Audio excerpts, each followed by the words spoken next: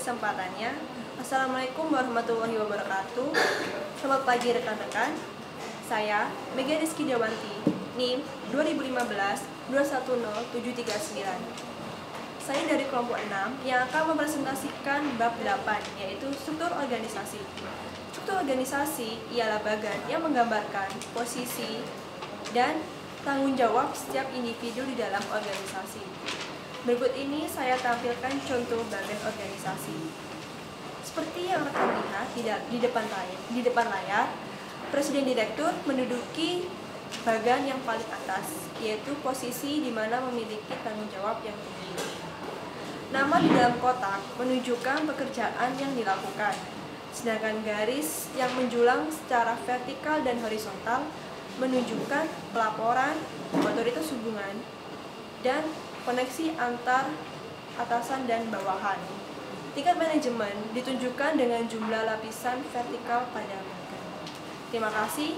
Sekian dari saya, selanjutnya akan dijelaskan oleh rekan saya. Terima kasih atas kesempatannya. Perkenalkan, nama saya Tani Rahma Bulianti, NIM 2015-210742. Di sini saya akan menjelaskan tentang dasar-dasar pengorganisasian secara umum. Dasar-dasar pengorganisasian ada dua, yaitu diferensiasi dan integrasi. Diferensiasi merupakan aspek dari lingkungan internal organisasi atau lingkungan dalam organisasi, di mana terdiri atas banyak unit yang berbeda, bekerja pada berbagai jenis dengan menggunakan keterampilan yang berbeda pula, serta menggunakan metode yang bervariasi. Contohnya, A dan B mendapatkan tugas. A mendapatkan tugas untuk mencari sponsor dan B mendapatkan tugas untuk mencari IO. Maka A harus mempunyai keterampilan, yaitu pandai menulis sebuah proposal sehingga sponsor tertarik dengan proposal yang diajukan, dan B harus mempunyai keterampilan, yaitu banyak berhubungan atau menjalin koneksi. Yang kedua adalah integrasi, yaitu sebuah unit yang berbeda yang mana disatukan kembali sehingga suatu pekerjaan bisa dikoordinasikan secara bersama-sama. Koordinasi mempunyai pengertian, yaitu prosedur yang menggunakan berbagai bagian dari organisasi untuk mencapai sebuah misi organisasi secara keseluruhan. Terima kasih. Selanjutnya akan disampaikan oleh rekan saya. Terima kasih atas kesempatannya. Nama saya Naveliana, NIM 2015-210743. Di sini saya akan menjelaskan diferensiasi secara lebih spesifik. Diferensiasi sendiri berarti bahwa organisasi terdiri atas banyak unit yang berbeda yang bekerja pada berbagai jenis tugas dengan menggunakan keterampilan yang berbeda serta metode kerja yang bervariasi. Diferensiasi diciptakan oleh dua, yaitu pembagian kerja dan spesialisasi. Pembagian kerja yaitu pekerjaan organisasi dibagi menjadi tugas yang berbeda. Yang kedua yaitu spesialisasi adalah orang atau kelompok yang berbeda sering melakukan bagian tertentu dari tugas yang berbeda. Diferensiasi memiliki tiga tingkatan, yaitu diferensiasi tinggi, diferensiasi rendah, dan diferensiasi rendah. Diferensiasi tinggi yaitu sebuah organisasi yang memiliki banyak subunit dari berbagai jenis spesialis yang berpikir dengan cara kerja yang berbeda. Dalam perusahaan sederhana, lingkungan stabil memiliki tingkat diferensiasi yang rendah, sedangkan seperti perusahaan makanan memiliki tingkat diferensiasi yang sedang. Sekian dari saya, selanjutnya akan dijelaskan oleh teman saya. Terima kasih. Terima kasih atas kesempatannya. Nama saya Muhammad Wahim Mustafa, NIM 2015-210744. Pada kesempatan ini saya akan menjelaskan tentang koordinasi. Pada umumnya, sebuah organisasi itu memiliki struktur yang berbeda. Untuk bisa mencapai suatu tujuan organisasi harus adanya koordinasi. Koordinasi adalah prosedur yang menghubungkan bagian-bagian dari organisasi untuk bisa mencapai misi organisasi secara keseluruhan. Koordinasi ini menciptakan sebuah kolaborasi di dalam organisasi, di mana setiap divisi atau bagian dari organisasi itu saling bekerja sama dan juga berkoordinasi untuk bisa menciptakan suatu langkah untuk mencapai misi dari sebuah organisasi. Sebagai contoh, dalam sebuah perusahaan itu terdapat beberapa struktur organisasi yang sangat banyak. Untuk mencapai tujuan perusahaan itu harus adanya koordinasi antara manajer perusahaan yang satu dengan yang lain. Ketika suatu manajer ini mempunyai masalah, itu harus ada koordinasi dengan manajer yang lain untuk bisa menciptakan problem solving ataupun pemecahan masalah. Sebuah organisasi, ketika sebuah organisasi ini tidak memiliki koordinasi, itu akan sangat berdampak buruk dalam perjalanannya untuk mencapai sebuah tujuan. Ketika sebuah organisasi ini tidak memiliki koordinasi yang baik, lambat laun organisasi nggak akan dijalankan ini bisa mencapai valid ataupun kegagalan dalam perjalanannya mencapai sebuah tujuan. Kemudian saya akan menjelaskan tentang wewenang atau authority. Pada dasarnya sebuah fungsi dari organisasi itu bekerja berdasarkan pembinaan wewenang. Wewenang adalah hak yang sah untuk membuat keputusan dan memberitahu orang lain tentang apa yang harus dilakukan. Sebagai contoh, ketika sebuah perusahaan swasta, di mana pemilik dari perusahaan swasta ini merupakan pemilik wewenang tertinggi. Jadi dia bisa memberikan wewenangnya secara vertikal kepada manajer-manajer yang telah dia percaya dan dia tunjuk. Dalam pekerjaannya, manajer ini juga dibantu oleh sub-sub divisinya, sehingga wewenang dari manajer itu bisa diberikan berdasarkan spesialisasi dari anggota yang ada di bawahnya atau divisi yang ada di bawahnya. Sebagai contoh, manajer marketing. Manajer marketing bisa memberikan wewenang dalam perkenalan produknya kepada sales ataupun promotion girl. Kemudian manajer marketing dalam bidang misalkan menulis administrasi penjualan itu bisa memberikan kepada finance marketingnya. Jadi ketika sebuah wewenang dalam sebuah organisasi ini berjalan baik, itu bisa mempermudah sebuah organisasi untuk bisa mencapai tujuan yang akan dia lakukan. Kemudian teringat sebuah kata dari Anne Brandsit, wewenang tanpa kebijaksanaan seperti kapak berat tanpa tepi, lebih mudah dibentuk dan dipoles. Sekian dari saya, terima kasih. Assalamualaikum warahmatullahi wabarakatuh. Terima kasih atas kesempatannya. Perkenalkan, nama saya Fatin Hanora, NIM 2015-210823. Di sini saya akan menjelaskan tentang delegasi, wewenang, akuntabilitas, dan tanggung jawab. Delegasi itu sendiri adalah tugas, tanggung jawab baru atau tambahan pekerjaan yang diberikan kepada bawahannya. Kenapa delegasi itu sangat diperlukan? Karena yang pertama, kemampuan seorang pemimpin yang terbatas, dan yang kedua adalah tugas yang terlalu banyak. Tanggung jawab adalah tugas yang diberikan kepada seseorang karyawan untuk dilaksanakan. Dan selanjutnya adalah wewenang. Wewenang adalah hak untuk melakukan sesuatu atau memerintah orang lain untuk melakukan atau tidak melakukan sesuatu agar tercapai tujuan tertentu. Contohnya adalah seorang atasan memberikan tugas kepada bawahan. Nah, seorang atasan memberikan tugas kepada bawahan itu adalah wewenangnya, dan tanggung jawabnya bawahan tersebut harus menyelesaikan tugas yang diberikan kepada atasan tersebut. Dan yang terakhir adalah akuntabilitas. Akuntabilitas adalah manajer dari bawahan tersebut memiliki hak untuk mengharapkan bawahan dapat melakukan pekerjaan dan memiliki hak untuk mengambil tindakan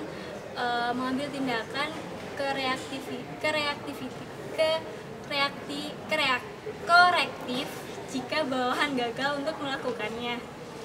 Selanjutnya akan dijelaskan oleh rekan saya. Terima kasih. Terima kasih atas kesempatannya. Nama saya Sarah Deningrum, NIM 2015-210825. Di sini saya akan melanjutkan presentasi dari rekan saya, yaitu apa saja keuntungan delegasi. Keuntungan delegasi yang pertama adalah meningkatkan energi manajer dan kemampuan bawahannya. Yang kedua adalah manajer dapat menyelesaikan pekerjaannya lebih banyak daripada mereka melakukannya sendiri. Dan di sini maksudnya manajer itu bisa fokus mencurahkan energi pada kegiatan yang lebih penting, terutama pada kegiatan yang tingkatnya lebih tinggi seperti perencanaan, penetapan tujuan, dan pemantauan kerja. Dan yang ketiga adalah membantu mengembangkan efektivitas tambahan. Di sini maksudnya bawahan dapat memperoleh kesempatan untuk mengembangkan keterampilan baru serta dapat menunjukkan potensi tanggung jawab tambahan dan mungkin bisa menjadi sarana untuk mendapatkan promosi. Dan yang keempat adalah mempromosikan sebuah delegasi menjadi sesuatu yang penting, berkontribusi sebagai anggota sehingga karyawan tersebut cenderung merasa memiliki komitmen yang lebih kuat melakukan tugas-tugas mereka dengan lebih baik dan lebih inovatif. Di sini maksudnya membiarkan manajer mencurahkan lebih banyak waktu untuk melakukan fungsi manajerial yang penting, sementara karyawan di bawahnya melaksanakan tugas. Berarti pekerjaan yang dilakukan menjadi lebih efisien dan efektif dari segi biaya. Selain itu, bawahan tumbuh dan berkembang dalam pekerjaan yang mereka lakukan. Kemampuan mereka untuk berkontribusi terhadap organisasi juga akan semakin meningkat. Sekian dari presentasi saya. Assalamualaikum warahmatullahi wabarakatuh. Nama saya Jingga Molita, NIM 2015-210-840. Di sini saya akan menjelaskan tentang desentralisasi, delegasi tanggung jawab dan wewenang mendesentralisasi pengambilan keputusan. Dalam organisasi tersentralisasi adalah sebuah organisasi di mana eksekutif tingkat tinggi membuat sebagian besar keputusan dan meluluskan mereka ke tingkat yang lebih rendah untuk implementasi. Sedangkan organisasi yang terdesentralisasi adalah sebuah organisasi di mana manajer dengan tingkat yang lebih rendah membuat keputusan penting. Lalu, pengambilan keputusan terjadi pada tingkat orang-orang yang paling terkena dampak langsung dan memiliki pengetahuan mendalam tentang masalah tersebut. Keseimbangan terhadap kriteria ini, sentralisasi akan berharga ketika departemen memiliki prioritas yang berbeda atau tujuan yang saling bertentangan yang perlu dimediasi oleh manajer puncak. Kadang-kadang beberapa organisasi mengubah derajat sentralisasinya bergantung pada tantangan utama yang mereka hadapi. Senioritas yang ketat sering membuat peralihan manajemen. Sedangkan pada masa pertumbuhan yang cepat, keputusan didorong lebih jauh ke bawah rantai komando. Perubahan untuk yang lebih besar atau kurangnya sentralisasi juga dapat merespon terhadap kesempatan. Sebagai contoh, ketika ketua Disney yaitu Robert Iger memilih Rich Ross untuk memimpin Walt Disney Studio, yang meyakinkannya adalah adanya kesempatan bahwa film Disney mendapat lebih banyak peluang jika mereka bekerja dengan televisi, tempat, pakaian, dan produk lainnya untuk membangun merek. Strategi Ross adalah menetapkan dan menegakkan tujuan yang luas. Selama mereka bekerja menuju tujuan tersebut, Ross memberikan kebebasan yang tinggi kepada kepala studio, dan dia juga memastikan bahwa karyawannya di studio itu dan divisi Disney menyadari proyek yang bergerak maju. Dalam 2 tahun pertama kepemimpinan Ross, keuntungan Walt Disney Studio naik secara signifikan. Terima kasih, dan selanjutnya akan dijelaskan oleh rekan saya. Terima kasih atas kesempatannya. Nama saya Basriatin Surati, NIM 2015-210-844. Di sini saya akan menjelaskan tentang organisasi fungsional. Organisasi fungsional yaitu suatu organisasi di mana wewenang dari pimpinan tertinggi dilimpahkan kepada kepala bagian yang mempunyai jabatan fungsional untuk dikerjakan kepada para pelaksana yang mempunyai keahlian khusus. Ciri-ciri organisasi fungsional adalah: yang pertama, organisasi kecil; yang kedua, di dalamnya terdapat kelompok-kelompok kerja staf ahli; dan yang ketiga, spesialisasi dalam pelaksanaan tugas; dan yang keempat, target yang dicapai jelas dan pasti; dan yang kelima, pengawasan dilakukan secara ketat; dan yang keenam, tidak menjamin adanya kesatuan perintah; dan yang ketujuh, hemat waktu karena mengerjakan pekerjaan yang sama. Adapun keuntungan dan kelemahan dalam organisasi fungsional. Yang pertama adalah keuntungan organisasi fungsional. Yang pertama, spesialisasi dapat dilakukan secara optimal. Dan yang kedua, para pegawai bekerja bekerja sesuai keterampilan masing-masing. Dan yang ketiga, produktivitas dan efisiensi dapat dilakukan. Dan yang keempat, solidaritas, loyalitas, dan disiplin karyawan yang menjalankan fungsi yang sama biasanya cukup tinggi. Dan yang terakhir, pembidangan tugas menjadi tegas. Dan selanjutnya, kelemahan dari organisasi fungsional. Yang pertama yaitu pekerjaan seringkali membosankan. Dan yang kedua, sulit mengadakan perpindahan karyawan atau pegawai dari satu bagian ke bagian lain karena pegawai hanya memperhatikan bidang spesialisasi sendiri saja. Dan terakhir, sering ada pegawai yang mementingkan bidangnya sendiri sehingga koordinasi menyeluruh sulit dan sukar dilakukan. Dan selanjutnya akan dijelaskan oleh rekan saya. Terima kasih. Terima kasih atas kesempatannya. Perkenalkan, nama saya Stefan Idris Prasanggata, NIM 2015-210846. Di slide ini saya akan menjelaskan tentang organisasi divisional beserta bagan CEO. Pengertian dari organisasi divisional adalah departementalisasi yang membuat kelompok atau unit pada sebuah produk dan pelanggan atau wilayah strategis. Dalam hal ini, organisasi merestrukturisasi untuk mengelompokkan semua fungsi ke dalam satu divisi. Seperti halnya di slide, terdapat bagan CEO. Bagan CEO ini terdiri dari 4 divisi. Divisi A, B, C, dan D. Di dalam divisi A terdiri atas operasi sendiri, pemasaran, dan departemen keuangan. Begitu pula divisi B, C, dan D juga memiliki operasi sendiri, pemasaran, dan departemen keuangan.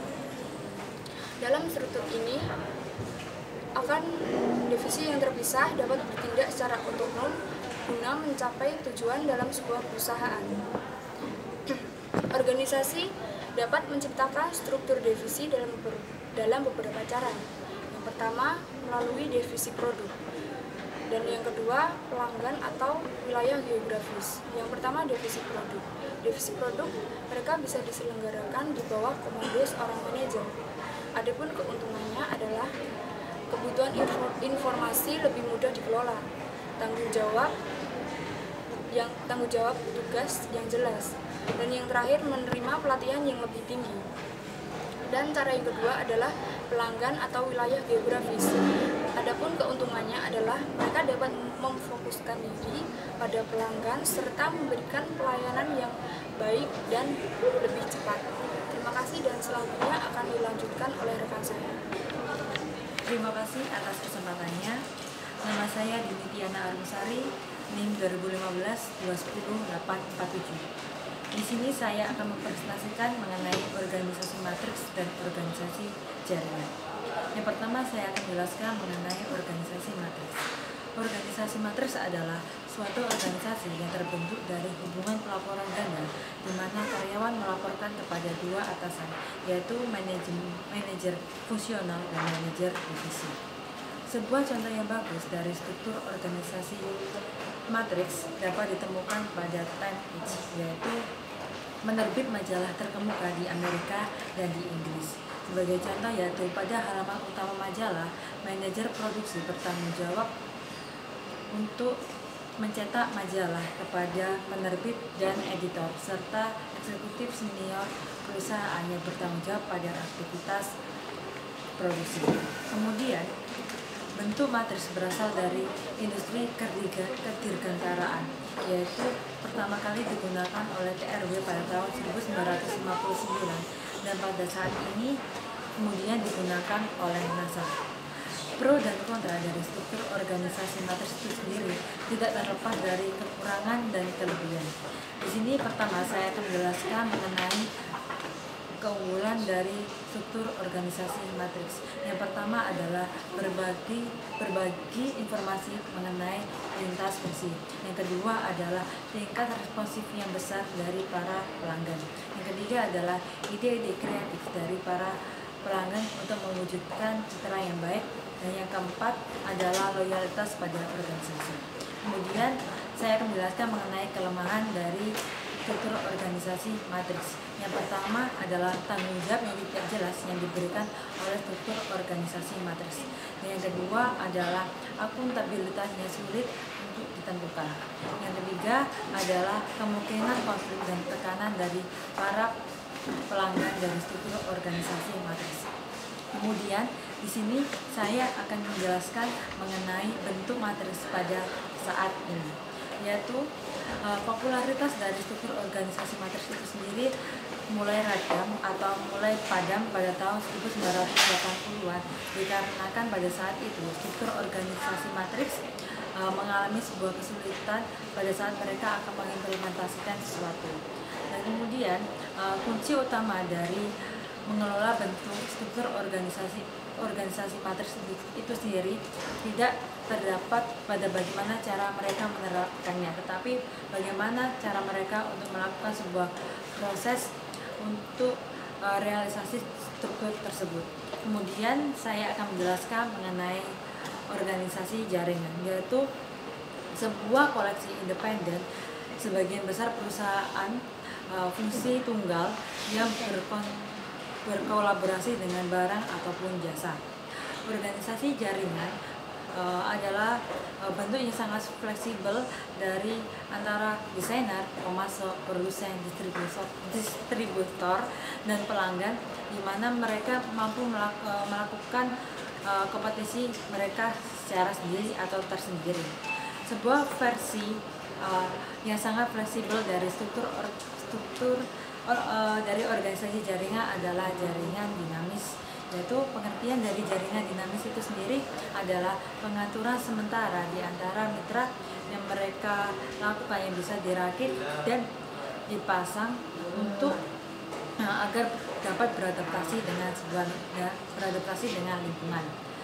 Pengaturan seperti ini sudah sering dilakukan oleh seperti industri elektronik, pakaian maupun mainan, yang mana mereka dapat memproduksi dan kemudian mereka dapat menjualnya barang-barang tersebut, yaitu barang trendy, dan kemudian dijual dengan cara cepat.